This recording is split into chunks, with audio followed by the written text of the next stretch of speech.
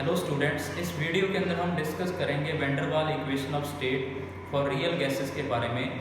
Last video के अंदर हमने देखा था कि जो आइडल गैसेस हैं वो हाई प्रेशर और लो टेम्परेचर के कंडीशंस में आइडल बिहेवियर से डेविएट कर जाते हैं और उस डेविएशन के कारण जो गैसेस हैं उनके केस में ऑब्जर्व वॉल्यूम और ऑब्जर्व प्रेशर आइडल वॉल्यूम और आइडल प्रेशर से डिफरेंट होता है। बेसिकली ये कंडीशंस का change kinetic molecular theory of gases के दो पॉइंट्स में फॉल्ट पैदा करता है। पहला पॉइंट कि जो हम kinetic molecular theory of gases के अकॉर्डिंग मॉलिक्यूल्स को पॉइंट मास मान रहे हैं, अब वो हाई प्रेशर और लो टेम्परेचर के कंडीशन में पॉइंट मास नहीं है, उनका एक डेफिनेट वॉल्यूम है।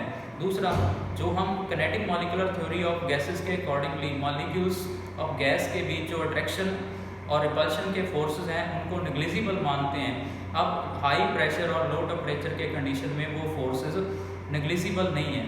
तो इसी के बेस पे अब हम डिस्कस करेंगे wander Waals equation of state के बारे में। सबसे पहले दो पॉइंट्स में फॉल्ट पैदा होने की वजह से जो गैस का प्रेशर ऑब्जर्व हो रहा है that is P real, that is different from the P ideal, और जो गैस का वॉल्यूम ऑब्जर्व हो रहा है that is V real, that is also different from the V ideal. अब इन दोनों पॉइंट्स के लिए हम अप्लाई करेंगे वैंडर वाल की असम्पशन। सबसे पहले वैंडर वाल के अकॉर्डिंग मॉलिक्यूल्स रियल गैस के रिजिड स्फेरिकल पार्टिकल्स हैं जिनका डेफिनेट वॉल्यूम है। अब वो मॉलिक्यूल हाई प्रेशर और लो टेम्परेचर के कंडीशन में पॉइंट मास नहीं है, जिनका वॉल्यूम हम टोटल वॉल्यूम ऑफ गैस के कंपैरिजन में निगलेक्ट करते हैं। अब जब डेफिनेट वॉल्यूम है गैसेस मॉलिक्यूल का, इट मींस अगर किसी गैस का वॉल्यूम V है तो हम इंटायर वॉल्यूम V को कंप्रेस नहीं कर सकते, क्योंकि मॉलिक्यूल्स रिजिड स्फेरिकल पार्टिकल्स हैं, उनका डेफिनेट वॉल्यूम है, तो हम इंटायर वॉल्यूम V को कंप्रेस नहीं कर सकते। दूसरा पॉइंट, जो मॉलिक्यूल हैं अब डेफिनेट वॉल्यूम के हैं, इट मींस वो कुछ ना कुछ स्पेस क्या करेंगे, ऑक्यूपाई करेंगे। तो जो आपका ऑब्जर्व वॉल्यूम आ रहा है उस ऑब्जर्व वॉल्यूम के अंदर उनको पूरी फ्रीडम नहीं है मूवमेंट करने की, कुछ वॉल्यूम वो खुद ऑक्यूपाई कर रहे हैं, जिसकी वजह से जो पूरा इंटायर वॉल्यूम V है उनमें उसे फ्री मूव करने की फ्रीडम नहीं है। इट मींस रियल गैस के केस में जो वॉल्यूम कंप्रेशन के लिए अवेलेबल है वो बेसिकली एक्चुअल वॉल्यूम जो ऑब्जर्व हो रहा है उसमें से हमें एक टर्म को सब्ट्रैक्ट करना पड़ेगा। वो टर्म क्या होगी, जो वॉल्यूम गैस के मॉलिक्यूल ऑक्यूपाई कर रहे हैं, क्योंकि अब मॉलिक्यूल का जो वॉल्यूम है वो डेफिनेट वॉल्यूम है जो वैंडर वाल की अजम्पशन है उसके अकॉर्डिंगली। तो वॉल्यूम ऑक्यूपाइड बाय मॉलिक्यूल्स हम कैसे कैलकुलेट करेंगे? सबसे पहले जो मॉलिक्यूल गैस के वॉल्यूम ऑक्यूपाइड करेंगे हम उस वॉल्यूम को बोलेंगे अफेक्टिव वॉल्यूम या एक्सक्लूडेड वॉल्यूम। एक्सक्लूडेड वॉल्यूम का मतलब वो वॉल्यूम जो हम पूरे वॉल्यूम में से एक्सक्लूड कर देंगे, मींस जिस वॉल्यूम को कंप्रेस नहीं किया जा सकता या ऐसा वॉल्यूम जिसमें मॉलिक्यूल्स को मूव करने की फ्रीडम नहीं है। अब जो एक्सक्लूडेड वॉल्यूम होगा वो 1 मोल ऑफ गैस के लिए होगा और बेसिकली वो 4 टाइम होता है इसका actual volume of gas molecules का। अब 4 time of actual volume of gases molecule कैसे आएगा? सबसे पहले अगर हम गैसेस मॉलिक्यूल के अंदर देखें और उनके अंदर बायोमॉलिक्यूलर कोलिजन्स देखें, जिस कोलिजन के अंदर 2 मॉलिक्यूल पार्टिसिपेट कर रहे हैं, तो एक पेयर ऑफ मॉलिक्यूल के लिए अगर आप देखोगे तो एक्सक्लूडेड वॉल्यूम कैसे कैलकुलेट करेंगे? जब 2 मॉलिक्यूल एक दूसरे से सबसे क्लोजेस्ट डिस्टेंस पे हैं, डिस्टेंस ऑफ क्लोजेस्ट अप्रोच में, तब उनके सेंटर की बीच की जो डिस्टेंस है दैट इज 2r। अगर हम एक मॉलिक्यूल जो कि स्फेरिकल शेप का है उसकी रेडियस r मान लें तो it means pair of molecule के लिए जो एक्सक्लूडेड वॉल्यूम होगा मींस ऐसा वॉल्यूम जिसे हम कंप्रेस नहीं कर सकते या ऐसा वॉल्यूम जिसमें इस पेयर को फ्री मूवमेंट अलाउड नहीं है, वो होगा 4/3 पाई रेडियस का cube, that is 2r cube. It means ये आपके पास आएगा a time of 4/3 pi r cube. ये तो था पेयर के लिए। अब एक सिंगल मॉलिक्यूल के लिए, पर मॉलिक्यूल के लिए जो एक्सक्लूडेड वॉल्यूम होगा वो इसका हाफ होगा। इट मींस वो आ गया आपके पास जो मॉलिक्यूल का खुद का वॉल्यूम है जिसकी रेडियस r है उसका 4 टाइम। तो किसी भी गैस के मॉलिक्यूल के लिए कितना वॉल्यूम एक्सक्लूडेड वॉल्यूम है, वो है अपने गैस के खुद के वॉल्यूम का 4 time, that is 4 × 4/3 pi r cube. अब जो हम एक्सक्लूडेड वॉल्यूम कैलकुलेट कर रहे हैं वो 1 मोल ऑफ गैस के लिए कैलकुलेट कर रहे हैं, तो इस टर्म को हम एवोगैड्रो नंबर से मल्टीप्लाई कर देंगे। तो मल्टीप्लिकेशन के बाद जो आपके पास एक कांस्टेंट आएगा दैट इज बी, इस बी को हम बोलते हैं एक्सक्लूडेड वॉल्यूम और को वॉल्यूम। ऐसा वॉल्यूम गैसेस मॉलिक्यूल ने जो ऑक्यूपाई कर रखा है और जिसको कंप्रेस नहीं किया जा सकता, या ऐसा वॉल्यूम जिसके अंदर मॉलिक्यूल फ्रीली मूव नहीं कर सकते। अब जो बी होगा वो अलग अलग गैसेस के लिए अलग अलग होगा, वो डिपेंड करेगा गैस के नेचर पे। इट मीन्स जो हम वॉल्यूम ऑब्जर्व कर रहे हैं बी, वो सारे का सारा वॉल्यूम कंप्रेस नहीं हो पाएगा। उस वॉल्यूम में ऐसा कितना वॉल्यूम है जो कंप्रेस नहीं हो पा रहा, दैट इज एक्सक्लूडेड और को वॉल्यूम।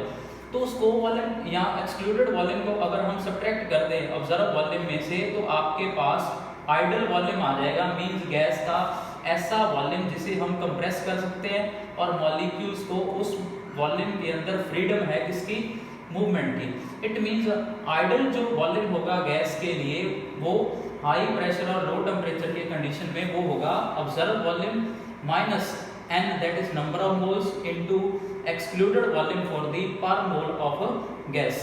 तो ये अपने पास आ गया ideal volume at the conditions of high pressure and low temperature, that is absorbed volume minus n into b। अब दूसरा पॉइंट इंपॉर्टेंट क्या है, जब हाई प्रेशर और लो टेम्परेचर के कंडीशंस हैं तब मॉलिक्यूल्स की किनेटिक एनर्जी लो है क्योंकि टेम्परेचर डाउन है, और हाई प्रेशर में उनमें डिस्टेंस ऑफ सेपरेशन भी कम है। इस वजह से मॉलिक्यूल्स के बीच इंटरेक्शंस आएंगी।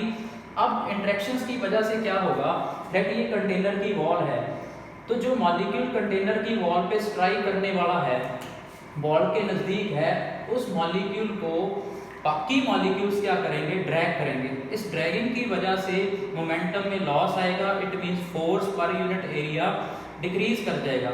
इट मींस हाई प्रेशर और लो टेम्परेचर के कंडीशन में जो प्रेशर ऑब्जर्व हो रहा है वो आइडल प्रेशर से कम है, क्योंकि आइडल प्रेशर के टाइम मॉलिक्यूल्स के बिटवीन कोई भी अट्रैक्टिव या रिपल्सिव फोर्स काम नहीं कर रहा था।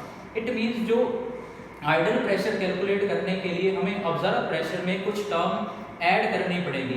वो एडिशन वाली टर्म किस पॉइंट पे डिपेंड करेगी, वो इस बात पे डिपेंड करेगा कि इस पर्टिकुलर मॉलिक्यूल जो वॉल पे स्ट्राइक करने वाले हैं उनको कितना ड्रैगिंग मिल रहा है। अब जो ड्रैगिंग है बेसिकली उसे कैसे कैलकुलेट करेंगे, सबसे मेन पहला जो पॉइंट है, अब जो मॉलिक्यूल स्ट्राइक करेगा एक सिंगल मॉलिक्यूल किसी भी कंटेनर की वॉल पे, तो उस पे जो अट्रैक्टिव फोर्स एक्सर्ट करेंगे उस सिंगल मॉलिक्यूल पे जो स्ट्राइक करने जा रहा है वॉल पे, वो कौन करेंगे और वो कितना होगा, वो किस बात पे डिपेंड करेगा। Attractive force exerted on single molecule about to strike on wall will be directly proportional to number of molecule per unit volume in the bulk of gas. Gas के बल्क में पर यूनिट वॉल्यूम में कितने molecules present हैं, इस बात पे depend करेगा कि इस सिंगल मॉलिक्यूल पे कितना अट्रैक्टिव फोर्स एक्सर्ट हो रहा है। दूसरा पॉइंट, इस वॉल पे कितने मॉलिक्यूल स्ट्राइक करेंगे, अगर हम उनकी कैलकुलेशन करें तो वो भी डिपेंड करेगी किस बात पे, number of molecule present in पर unit volume in the bulk. It means single molecule पे जो फोर्स ऑपरेट कर रहा है, जो उस मॉलिक्यूल को ड्रैगिंग दे रहा है, बैकवर्ड ड्रैगिंग दे रहा है, वो पहले तो डिपेंड करता है number of molecule per unit volume in the bulk of gas. दूसरा, टोटल कितने मॉलिक्यूल इस वॉल पे स्ट्राइक कर रहे हैं, वो भी डिपेंड करता है किस पे, नंबर ऑफ मॉलिक्यूल्स पर unit volume in the bulk. It means अगर हम दोनों कंडीशंस को कंपाइल करते हैं तो जो मॉलिक्यूल्स टोटल स्ट्राइक करने वाले हैं वॉल पे, उनको टोटल कितना बैकवर्ड ड्रैगिंग मिलेगा, that will be depend on the square of the density of the molecule in the bulk of gas. It means जो प्रेशर में ऑब्जर्व प्रेशर में आइडल प्रेशर से कमी आ रही है, वो कितनी कमी आ रही है, उसे हम रिप्रेजेंट या करेक्ट करेंगे with the help of correction term that is P prime. वो डायरेक्टली प्रोपोर्शनल होगा square of the density of the molecule in the bulk of gas. अब जो डेंसिटी है गैसेस के केस में हम उसे रिप्लेस कर सकते हैं नंबर ऑफ मॉलिक्यूल्स और मोल्स ऑफ गैस पर यूनिट वॉल्यूम से, तो हम d को रिप्लेस कर देंगे n/v से, तो करेक्शन टर्म डायरेक्टली प्रोपोर्शनल आ गया n² / v²। डायरेक्टली का साइन हटा के वैंडर वाल कांस्टेंट a यूज होगा, और a बेसिकली हमें बताएगा कि किसी भी गैस के अंदर जो इंटरमॉलिक्यूलर फोर्सेस हैं उनकी मैग्नीट्यूड का एक्सटेंट कितना है। ये गैस टू गैस क्या करेगा, वेरी करेगा। इट मींस करेक्शन टर्म आ गया आपके पास a n² / v²। अब हम करेक्शन टर्म को अगर ऑब्जर्व प्रेशर में ऐड कर दें तो आपके पास आ जाएगा ideal pressure of the gas, क्योंकि ऑब्जर्व प्रेशर हाई प्रेशर और लो टेम्परेचर के कंडीशन में आइडल प्रेशर से कम था। तो अब हमने उसे कन्वर्ट कर लिया किसमें, आइडल प्रेशर में। तो आपके पास आइडल प्रेशर आ गया और आइडल वॉल्यूम आ गया। अब हम PV is equal to nRT में आइडल वॉल्यूम और आइडल प्रेशर को सब्स्टिट्यूट कर देंगे।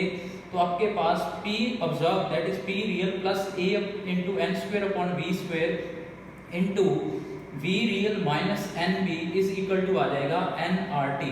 और ये इक्वेशन बेसिकली है van der Waals equation of state for the real gases. तो हमने दो करेक्शन की, एक वॉल्यूम के अंदर और एक प्रेशर के अंदर, और बाद में उस करेक्शन के थ्रू जो अपने पास आइडल प्रेशर और आइडल वॉल्यूम आया उसे हमने PV is equal to nRT में सब्स्टिट्यूट कर दिया। तो ये हमने डिस्कशन की किस पे, wander Waals equation of state पे। नेक्स्ट लेक्चर के अंदर हम बेसिकली डिस्कस करेंगे वैंडर वाल कांस्टेंट A और B के बारे में। फर्दर उनसे रिलेटेड कौन से आपको इंपॉर्टेंट क्वेश्चंस पूछे जा सकते हैं।